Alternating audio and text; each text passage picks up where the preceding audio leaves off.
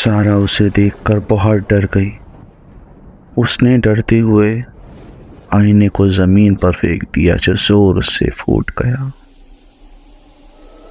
लेकिन उस औरत की छवि अभी भी सारा की आंखों में तैर रही थी। वह पसीने से तरबतर थी और उसका दिल इतना तेजी से धड़क रहा था जैसे कि कभी भी किसी भी पल रुक सकता है। सारा को समझ नहीं आ रहा था कि यह सब सच है या कोई बुरा सपना। उसने अपने कमरे की सारी लाइट्स ऑन कर दी और बिस्तर पर बैठ गई। लेकिन जैसे ही उसने अपने पास में रखा हुआ पानी का ग्लास उठाया, उसकी नजर खिड़की के बाहर पड़ी और रात के अंधेरे में कुछ हिलता हुआ सा दिख रहा था। सारा ने ध्यान से देखा तो वह वही औरत थी, वही काली आंखों वाली जो अंधेरे में खड़ी होकर उसे घूर रही थी। सारा के बदन में सिरहन सी दौड़ गई। उसकी आंखें उस जगह से हट नहीं रही थी। अचानक वह औरत गायब हो गई। सारा ने तुरंत खिड़की के पर्दे खींच दिए और खुद को बिस्तर में छुपा लिया। सुबह का सूरज उगा और सारा ने सोचा कि शायद कल रात का सपना एक सपना था, सिर्फ एक वहम था। उसने खुद को यह सोचने पर मजबूर किया कि यह सब बस एक बुरा सपना था। लेकिन जब वह कमरे से बाहर निकली तो उसे महसूस हुआ कि कुछ ठीक नहीं था। उसके घर के दरवाजे के पास एक और टूटा हुआ आईना पड़ा था। उसने उसे हाथ नहीं लगाया, बस उसे अनदेखा करके अंदर चली गई। कुछ दिनों तक सारा ने खुद को सामान्य बनाए रखने की बहुत कोशिश की, लेकिन फिर अजीब घटनाएं होने लगी। घर के दरवाजे अपने आप खुलने और बंद होने लगे। कभी कभी उसे अपने पीछे किसी के चलने की आवाज सुनाई देती। एक रात जब वो सो रही थी, उसे लगा जैसे कोई उसके बिस्तर के पास खड़ा हो।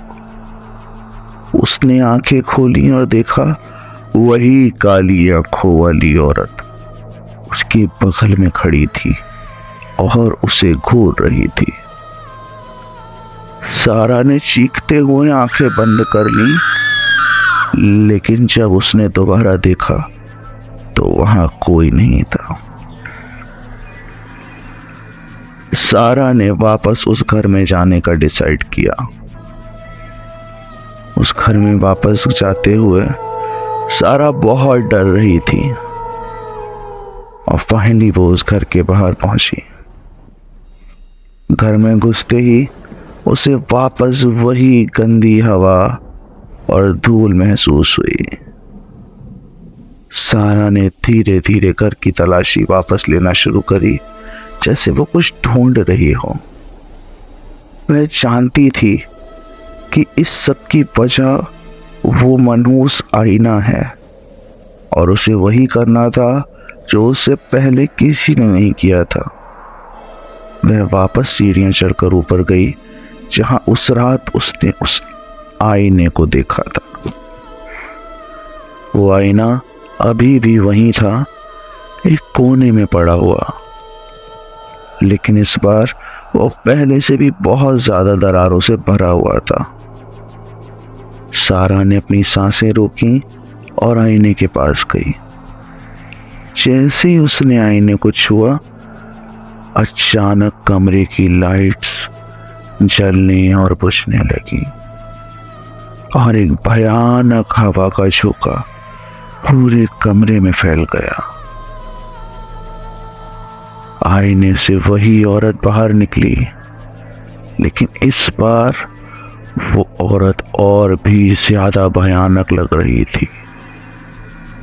उसकी आंखों में न केवल खालीपन था, बल्कि इस बार उसकी आंखों में गुस्सा भी बहुत दिख रहा था। उसने सारा की ओर देखा और इस बार उसकी आवाज गूंजने लगी। नहीं था, तुम्हें आना ही था। सारा ने कांपते हुए पूछा, तुम हो कौन और मुझसे क्या चाहती हो? औरत ने एक धीमी और ठंडी हंसी के साथ कहा, मैं वही हूँ जिसने इस घर को छोड़ने की कोशिश की।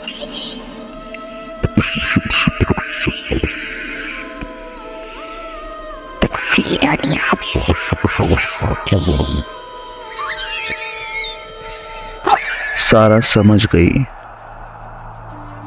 कि उसे इस औरत को किसी भी हाल में रोकना होगा और उसने बहुत हिम्मत जुटाकर आईने को तोड़ने की कोशिश की।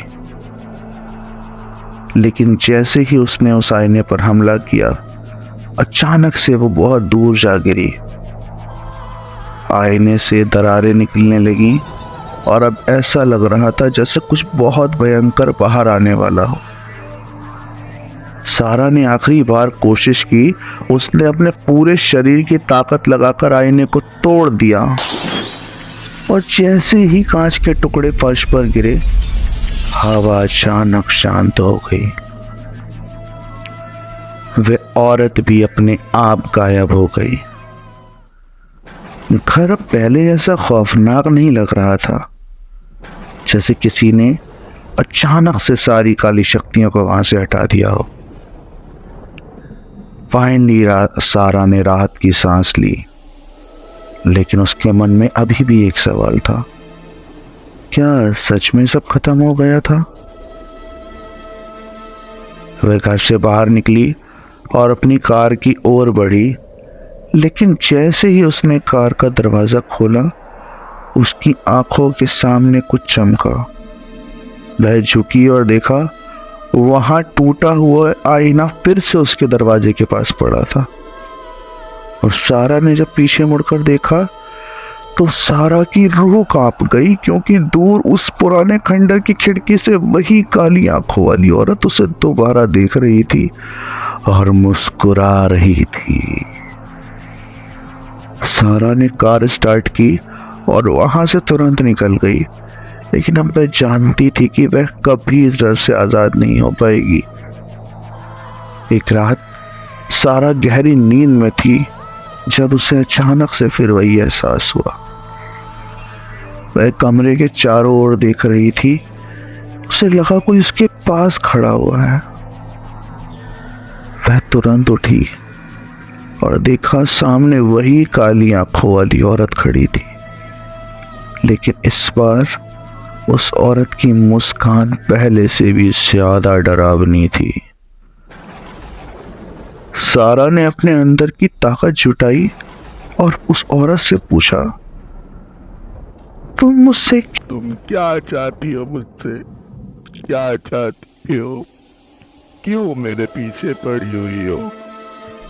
तो उस औरत ने धीमी सी आवाज में कहा, मैं चाहती हूं तुम मेरी मदद करो, मेरी मदद करो।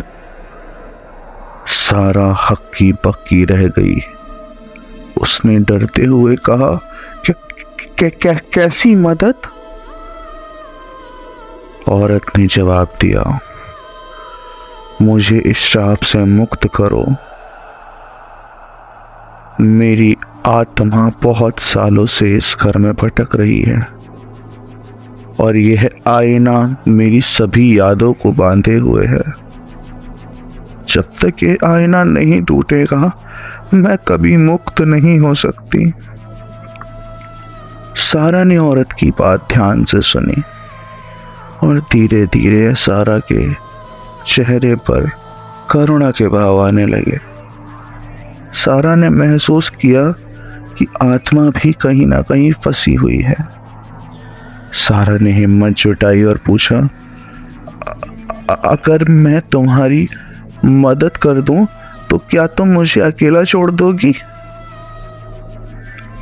औरत ने सिर हिलाया और कहा, हाँ, अगर तुम मेरे आईने को तोड़ दो और मेरी आत्मा को मुक्ति दिला दो तो मैं तुम्हें कभी परेशान नहीं करूंगी। सारा ने अपने मन में ठान लिया कि वह अब इस भयानक दौर को हमेशा के लिए खत्म करेगी। अगले दिन वह फिर से उस घर में वापस गई, लेकिन इस बार उसके दिल में डर नहीं बल्कि एक संकल्प था।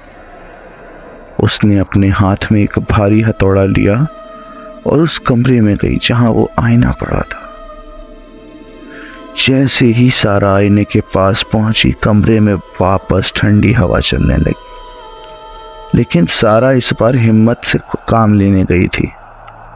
उसने अपने हाथ में हथौड़ा उठाया और पूरी ताकत से आईने पर वार किया। आईना चकनाचूर हो गया और एक तेज शोर के साथ टूटा हुआ कांच हर तरफ फैल गया। साथ ही जो हवा बहुत तेज चल रही थी वो शांत हो गई। वह औरत भी धीरे धीरे धुंध में गायब हो गई, लेकिन इस बार उस औरत की आंखों में डर नहीं बल्कि शांति थी। उसकी आत्मा को मुक्ति मिल चुकी थी। सारा ने फाइनली राहत की सांस ली और अपने घर लौट आई। अब वह जानती थी कि अब उसने हमेशा के लिए उस डर से आज़ादी पा ली है। फाइनली सारा ने एक नया जीवन शुरू किया और वह औरत अब उसके जीवन का हिस्सा नहीं है। धीरे धीरे सारा की लाइफ बिल्कुल नॉर्मल हो गई। हेलो दोस्तों, अगर आप लोगों को मेरी कहानियाँ पसंद आए, thanks for watching this video. अगर आपको वीडियो पसंद आई हो तो प्लीज़ वीडियो को लाइक और शेयर करें।